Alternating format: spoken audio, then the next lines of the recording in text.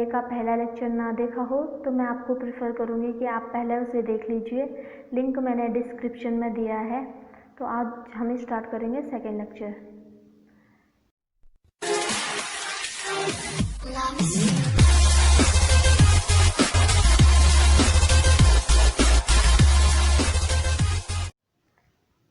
तो इसमें हमारा पहला टॉपिक है इम्पोर्टेंस ऑफ EIA।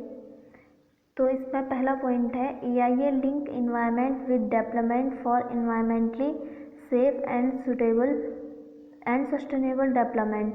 EIA क्या करता है कि इन्वायरमेंट और डेवलपमेंट को एक लिंक में जोड़ने की कोशिश करता है ताकि हमारा जो भी डेवलपमेंट हो वो एक सस्टेनेबल डेवलपमेंट हो, ताकि उससे इन्वायरमेंट को भी कोई हार्म ना पहुँचे। सेकेंड पॉइंट है it provide a cost effective method to eliminate और minimise the adverse impact of development project. इसमें हम क्या करते हैं कि हम जितने भी हमारे एडवर्स इम्पैक्ट पड़ने वाले हैं डेवलपमेंट की वजह से, उन्हें क्या करते हैं मिनिमाइज करने की कोशिश करते हैं और इसे एक कॉस्ट इफेक्टिव मेथड बनाने की कोशिश करते हैं। तो इसमें थर्ड पॉइंट है it enable the decision makers to analyze the effect of development activity on environment well before development project is implemented। इसमें क्या करते हैं कि डिसीजन मेकर एनालिसिस करते हैं कि जो भी डेवलपमेंट एक्टिविटीज़ है उनसे कोई इफ़ेक्ट पड़ना है, अगर कोई बुरा इफ़ेक्ट पड़ रहा है तो हम उसे डेवलपमेंट करने से पहले ही उसे इम्प्लीमेंट कर दें उस प्रॉब्लम को। It encourage the adaptation of mitigation strategy in development plan. ये EIA मेथड हमें क्या इंकरेज करता है कि हम अपने मिटिगेशन मेजर्स को किस में लें, डेवलपमेंट प्लान में लें। और नेक्स्ट टॉपिक है इसमें शॉर्टकमिंग ऑफ EIA प्रोसेस, कि इसकी क्या क्या खामियां रही हैं।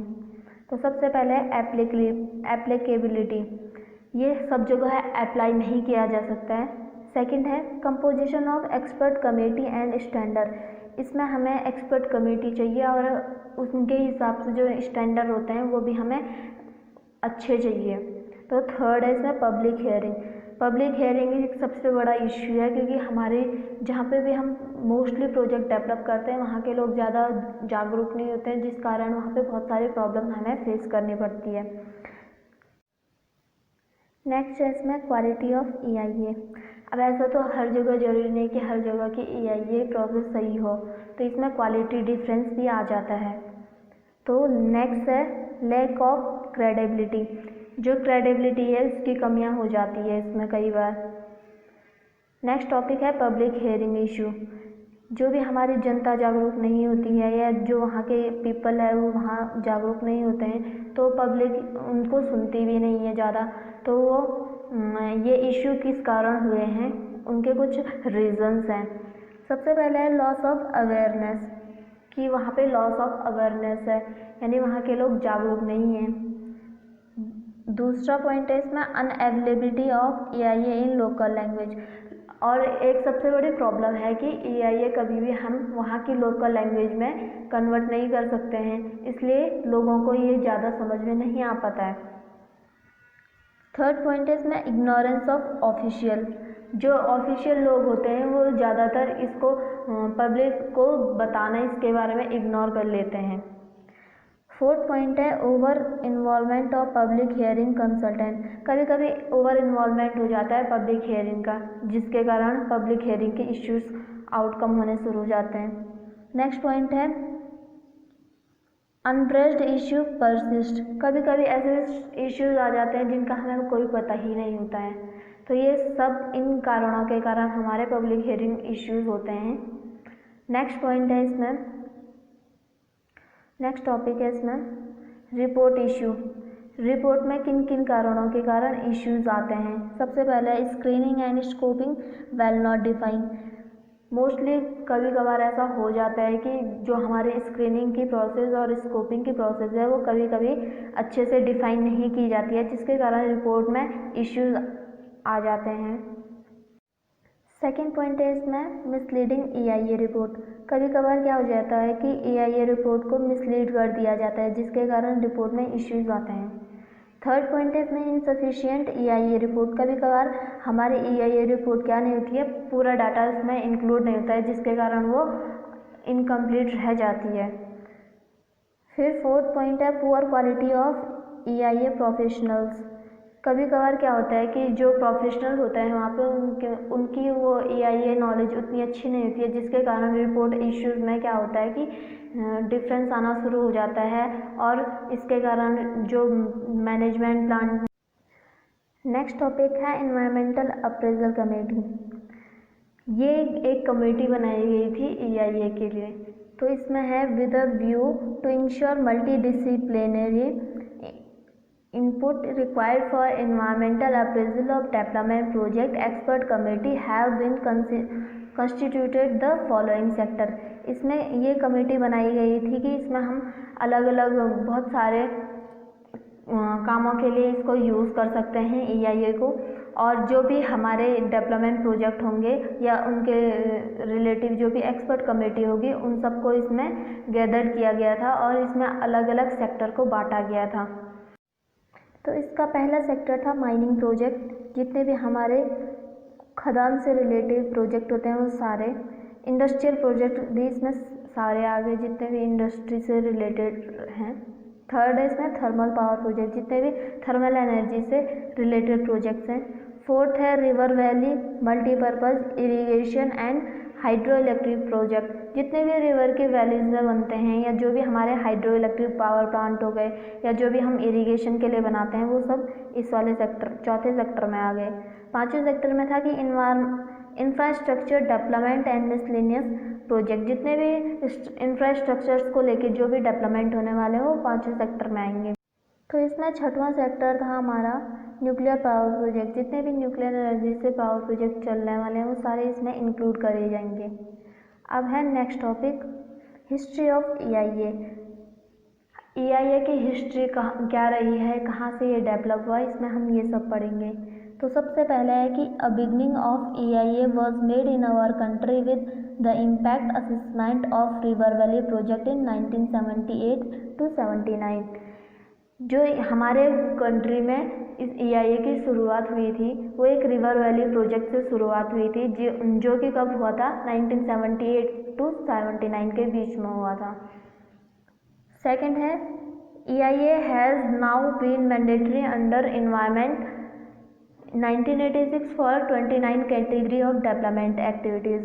फिर EIA को क्या किया गया था, जो EIA प्रोसेस थी उसमें हमने 1986 में 29 कैटेगरीज में डेवलपमेंट एक्टिविटीज़ को डिवाइड कर दिया था। थर्ड पॉइंट है since then there has been 12 amendment made in EIA notification of 1994।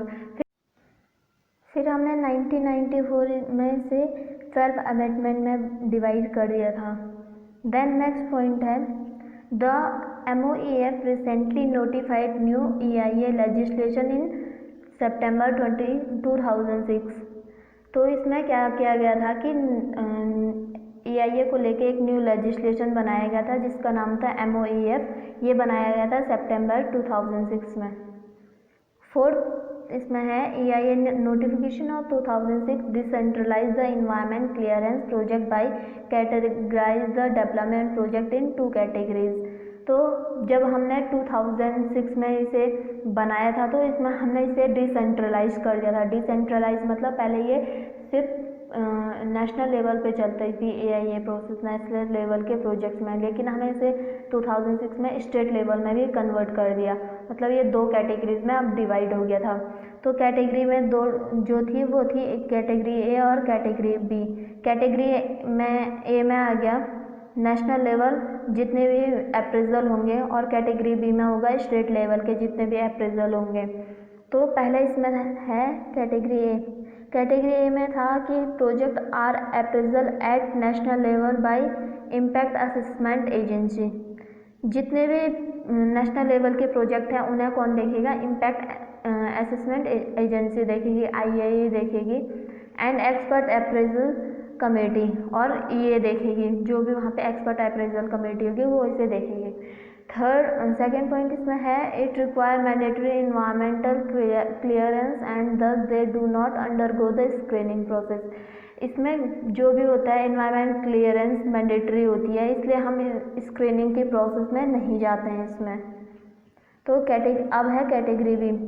ये स्टेट लेवल का अप्रेजल है, जितने भी प्रोजेक्ट होंगे वो स्टेट लेवल के इसमें कंसीडर किए जाएंगे। सेकंड पॉइंट है project undergo screening process and they classified into 2 types. National level के जो भी प्रोजेक्ट होते हैं उसमें हम स्क्रीनिंग में नहीं जाते हैं, लेकिन इसमें जो स्टेट लेवल के होते हैं उनमें हम स्क्रीनिंग प्रोसेस को अप्लाई करते हैं। वो भी इसमें 2 कैटेगरी में डिवाइड किए गए हैं। कैटेगरी B1 है और कैटेगरी B2 है। कैटेगरी B1 में वो प्रोजेक्ट आ गए जो मैंडेटरी रिक्वायर EIA, जिनको EIA की बहुत ज़्यादा ज़रूरत होती है। कैटेगरी B2 में आ गए डू नॉट रिक्वायर EIA, जिनमें हमें EIA की ज़रूरत नहीं पड़ती है। तो अब है इसका कंक्लूज़न है, मतलब किस किस को हमें क्या देना है। तो कंक्लूज़न है 10 category A project and category B1 project under complete EIA process, whereas category B2 project are excluded for complete EIA process। तो इससे हम इस निष्कर्ष पर पहुंचते हैं कि जो कैटेगरी A के प्रोजेक्ट हैं और जो कैटेगरी B1 के प्रोजेक्ट हैं वो पूरी EIA प्रोसेस के थ्रू जाएंगे। बाकी जो कैटेगरी B2 प्रोजेक्ट है वो पूरी कंप्लीट EIA प्रोसेस में नहीं जाएगा, क्योंकि उसे उतनी ज़्यादा EIA की ज़रूरत नहीं पड़ती है। फिर था कि after 2006 recommendation EIA cycle comprise 4 stages. फिर जब 2006 में नया अमेंडमेंट आया तो उसमें एक नई साइकिल आई कि इसे हमने 4 स्टेज में डिवाइड कर दिया। सबसे पहला था स्क्रीनिंग, देन थी scoping, then public hearing and then appraisal. And next topic है impact of development activities. Development activities पे क्या इम्पैक्ट पड़ेंगे। तो सबसे पहला है development activities are carried out by converting natural land into a developed one. सबसे पहले हम डेवलपमेंट एक्टिविटीज़ को कहीं भी बनाने के लिए क्या करते हैं कि जो भी नेचुरल लैंड है उसे एक डेवलप्ड लैंड में कन्वर्ट करते हैं। सेकेंड है उसमें industrialization and urbanization are of all parties. जितने भी हम शहरीकरण या जो भी हमारे औद्योगिकरण होते हैं हम इसमें ये सब इसी के पार्ट हैं। तो थर्ड पॉइंट था कि we usually remove tree, wetland and serve humanity with essential condition for everyday life. फिर हम क्या करते हैं वहाँ पे जो भी हमारे वो रहते हैं ह्यूमन बींग्स रहते हैं या जो भी वहाँ पे ट्रीज रहते हैं, वेटलैंड, उन्हें तो हम रिमूव कर लेते हैं, लेकिन जो ह्यूमैनिटी होती है उन्हें हम माइग्रेट करवा लेते हैं उनकी डेली नीड्स के अकॉर्डिंग। फिर फोर्थ जो इसमें है it sometime cause natural disaster. अगर हम वहाँ पे के वेटलैंड को हटा देते हैं या नेचुरल ट्रीज को कट कर लेते हैं तो इसके कारण क्या हो जाता है कि कई बार डिजास्टर आने के चांसेस हो जाते हैं। Second, the deformation is to development activities. फिर वहाँ पे डिफॉरेस्टेशन भी होता है कभी कभार, जैसे ऊपर की जो उपजाऊ ज़मीन होती है वो तो हटा दी जाती है तो नीचे की जो ज़मीन बच जाती है वो जैसे बरसात हुई तो वो बहना शुरू हो जाती है, जिसके कारण डिफॉरेस्टेशन होना शुरू हो जाता है। थर्ड पॉइंट है इसमें the seismic effect are outcoming on the area. वहाँ पे भूकंप वगैरह की संभावना ज़्यादा होने लग जाती हैं। फोर्थ है इसमें the landslide is coming at the site. वहाँ पे क्या होता है कि लैंडस्लाइड आना शुरू हो जाता है जहाँ पे हम डेवलपमेंट एक्टिविटीज़ करते हैं, अगर हम वहाँ पे ज़्यादा नेचर के साथ छेड़खानी करते हैं तो। पांचवा पॉइंट है इसमें every development activity affect natural balance. कोई भी हम अगर डेवलपमेंट एक्टिविटीज़ करते हैं तो वो हमेशा क्या करती है नेचुरल जो हमारा बैलेंस बना होगा, जो नेचुरल इकोसिस्टम होता है उसको डिस्टर्ब कर देती है। नेक्स्ट टॉपिक है इसमें management of impact studies. Impact studies का हम मैनेजमेंट कैसे करेंगे।